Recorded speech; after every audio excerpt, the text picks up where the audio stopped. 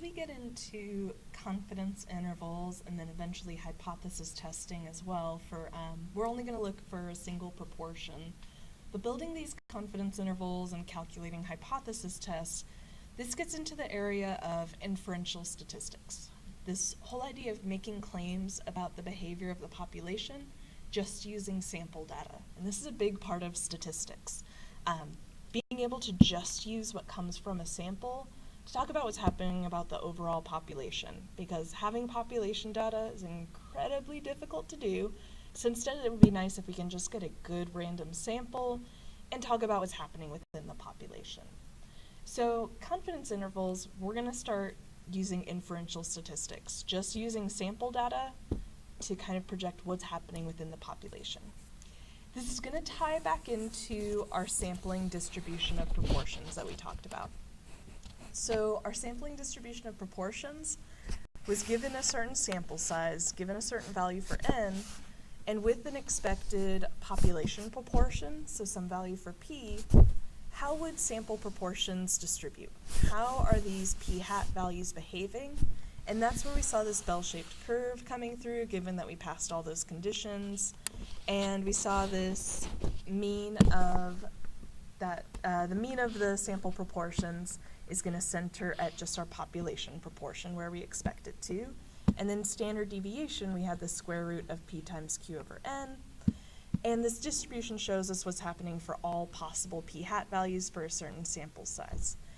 So this worked kind of in the opposite way of what inferential statistics wants to do. Inferential statistics is you start with a sample and end up describing the population.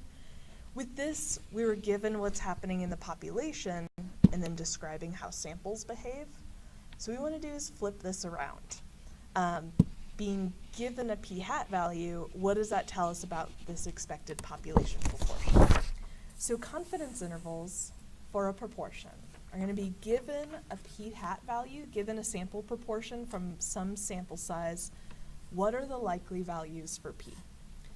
So, getting into our confidence intervals, we're going to look at what a sample proportion tells us about a population proportion. So starting with a sample value and talking about what's happening in the population. We won't know anything for sure. We're going to be making some assumptions here. So while we're going to have this % chance of being right, we're also going to have this % chance that we're wrong. But it's going to be a low percentage of error here. But we're going to end up with a range of values of what's possible or reasonable for our population value. So what this is going to look like is we're going to be using that sampling distribution. It's just when we make this sampling distribution, it's that we start with our value for p hat. So we take a random sample and find p hat.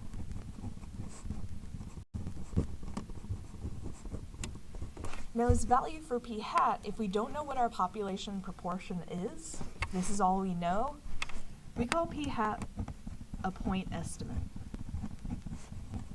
In that, given the sample data, this is our best estimate for our population proportion that we have. So with that idea, what we're basing this on is out there is some sampling distribution. Out there is some population proportion that would be at the center of this distribution.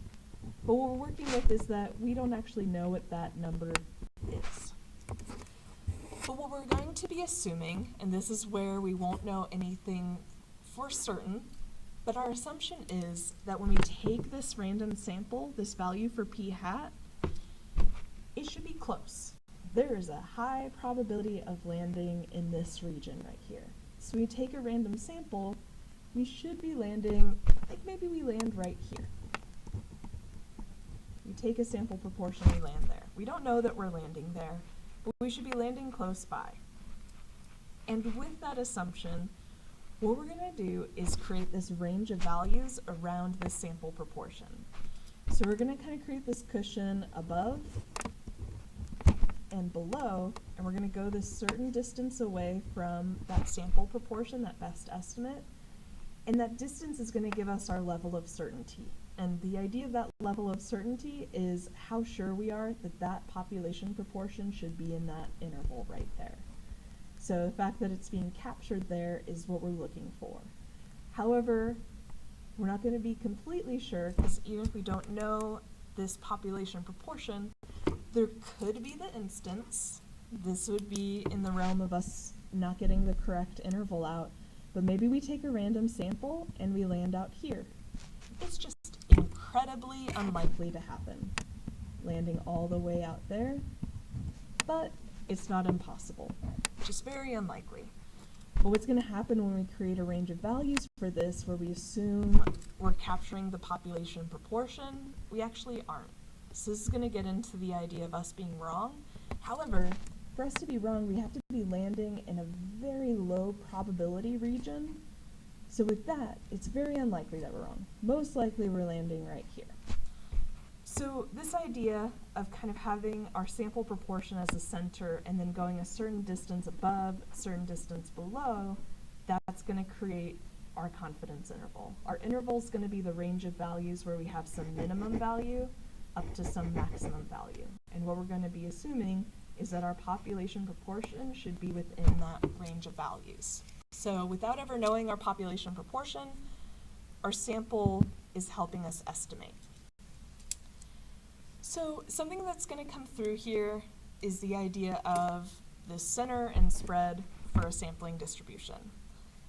So as we talked about before, their sampling distribution of proportions, our center was at the population proportion, as it should be, and then this was our standard deviation. So this was our standard deviation of sample proportions, based on the idea that we know our population value, how the samples behave. So what we need to change here is that when we go to confidence intervals, we don't know what P is. P and Q, we don't know what's happening in the population, but our best estimate is our sample proportion. So where we're going to treat P hat, essentially our best estimate for our population proportion, we need to get an idea of our standard deviation. And we change the wording ever so slightly here, where we had standard deviation of our sample proportions. Now we call it standard error. And the main change is that now we have to use our sample values, because that's the best estimate we have since we don't know what's happening in the population. So this is the same formula for our standard deviation of sample proportions, but now we have to use the sample values. So it's just notation change, but in terms of the calculation, same setup. Then also what comes through is getting to the idea of this bell-shaped curve, we always need to check conditions. So to use the normal curve, we need to check our conditions that we used for our sampling distribution of proportions. So it's pretty much the same. We check for independence, make sure the results are independent of each other. We want to check for randomization. And we need to check our sample size is large enough. And for this, calculation stays the same, but again, the notation changes ever so slightly. So before, where we took n times p and n times q, and making sure that those are more than or equal to 10, this worked when we knew what our population value was for those sampling distribution of proportions. But now, we don't know what p is, so instead we use our best estimate, which is our sample values. So similar to our standard error, it's calculation's the same, it's just we're switching to sample values instead of population, since we don't know what's happening in the population. All right, so what we're gonna do here is start to get to the formula. We want to kind of figure out what